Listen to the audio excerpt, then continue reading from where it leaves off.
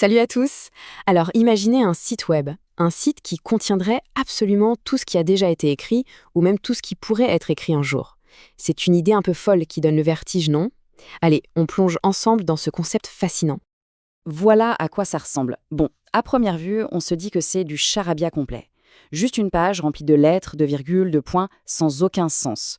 On pourrait croire que ça ne sert à rien, mais l'idée qui se cache derrière ce site, elle est absolument ahurissante. Le principe c'est le suivant. Le site prétend contenir toutes les combinaisons de texte possibles sur une page de 410 pages. Qu'est-ce que ça veut dire? Eh bien ça signifie que quelque part dans cet immense bazar numérique, on trouve non seulement cette page de non-sens, mais aussi chaque poème, chaque chanson, chaque livre qui un jour était écrit. Et même, tenez-vous bien, l'histoire exacte de la vie de n'importe qui, mot pour mot. Mais ce qui est vraiment intéressant, c'est que cette idée, elle ne sort pas de nulle part. En fait, ce site web, c'est la concrétisation, la réalisation numérique d'une nouvelle écrite en 1941 par un maître argentin, Jorge Luis Borges. Borges, lui, il a imaginé un univers qui est une bibliothèque. Pas une bibliothèque dans l'univers, non, l'univers en tant que bibliothèque. Une structure totale qui englobe tout. C'est un concept vraiment puissant, qui va bien au-delà d'une simple collection de bouquins. Et attention, Borges était incroyablement précis. Sa bibliothèque, c'est pas juste une idée en l'air, c'est un véritable système mathématique.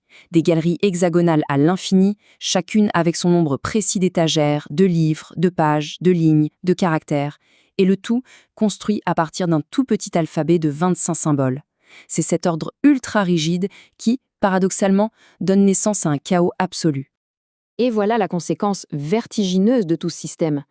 Pour un seul livre cohérent, disons Moby Dick ou un manuel de physique, il y a des milliards et des milliards de volumes qui ne sont que du bruit, que des combinaisons de lettres sans aucun sens. Le sens est complètement noyé dans un océan de non-sens. Ce qui est dingue, c'est que cette idée littéraire, vieille de 80 ans, est devenue une métaphore juste parfaite pour la technologie la plus pointue qu'on ait aujourd'hui, l'intelligence artificielle. Et plus précisément, les grands modèles de langage, les fameuses LLM. Cette comparaison illustre la connexion de manière brillante. La bibliothèque de Borges, c'est l'espace de tout ce qui est possible. Un LLM, comme ChatGPT, ce n'est pas un esprit qui pense, c'est plutôt un navigateur expert. Il parcourt une sorte de bibliothèque de Babel fonctionnelle, mais pas pour trouver n'importe quelle combinaison. Non, lui, il cherche les combinaisons plausibles, celles qui ont l'air d'avoir du sens pour nous. Pour vraiment comprendre comment fonctionne un LLM, une autre nouvelle de Borges est une aide précieuse, le jardin au sentier qui bifurque. C'est une analogie parfaite pour décrire le processus de génération de texte. Donc, le point crucial à retenir, c'est celui-ci. Un LLM ne comprend pas ce qu'il dit. Il commence avec un prompt, notre question, puis à chaque étape, il se contente de calculer quel mot a le plus de chances de suivre en se basant sur les quantités phénoménales de texte humain qu'il a ingurgité.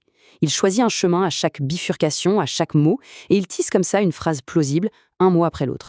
Cette citation, elle est essentielle. Elle explique pourquoi les LLM peuvent avoir l'air si cohérents, si créatifs, mais aussi pourquoi ils hallucinent ou inventent des choses.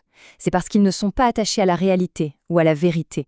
Non, ils sont attachés à la logique d'une bonne histoire, à ce qui semble devoir venir après. C'est la nécessité narrative qui gagne toujours. Bon, revenons un instant à notre bibliothèque. Cette idée, un peu abstraite de chaos informationnel, elle résonne avec une expérience très humaine, ce sentiment d'être complètement submergé par l'information. On est tous un peu comme les bibliothécaires de Borges, finalement. Borges avait parfaitement saisi le désespoir existentiel de ces bibliothécaires. Ils vivent entourés de toutes les réponses possibles à toutes les questions, mais ils n'ont aucun moyen de les trouver. Cette certitude que tout existe déjà, mais que c'est inaccessible, c'est paralysant. Et ça nous amène à un phénomène psychologique bien réel, la surcharge informationnelle.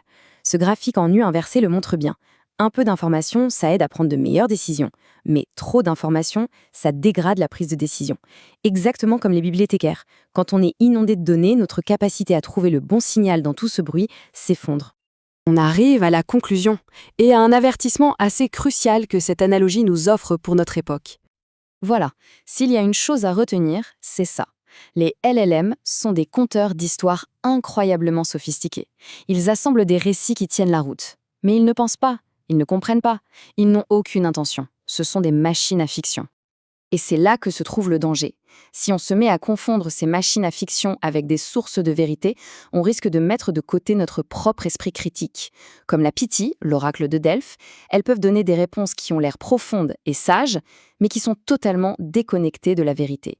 Et pire encore, qui peuvent être influencées par ceux qui savent comment leur poser les bonnes questions. Tout ça nous laisse avec une dernière question. Si ces machines ne font que suivre une sorte de nécessité narrative, qui contrôle l'histoire ? La personne qui écrit le prompt, les ingénieurs qui ont conçu le modèle, ou bien les innombrables auteurs des textes qui ont servi à l'entraîner ? C'est une question à méditer. À la prochaine!